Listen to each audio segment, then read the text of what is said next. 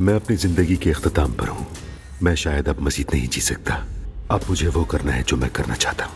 अगर तुम मेरे घर नहीं आना चाहती तो मैंने सोचा कि क्यों ना मैं तुम्हारे घर आ जाऊँ। मेरा मतलब है मैं आ गया हूँ सच में।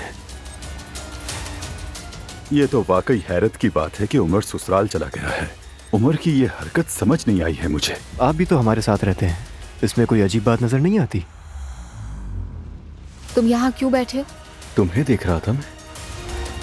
अच्छा लाओ दो समझे। जरूरत नहीं है। अभी नहीं मेरे अल्लाह, अभी नहीं।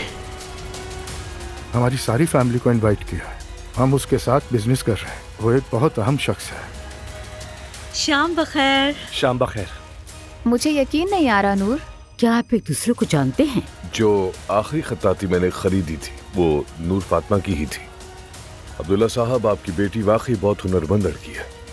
इनका मुस्तकबिल बहुत रोशन है। आप लोगों को बताना भूल गया था कि मैंने अपनी बेटी के ससुराल वालों को भी बुलाया है। आपको उनसे मिलकर बहुत खुशी होगी।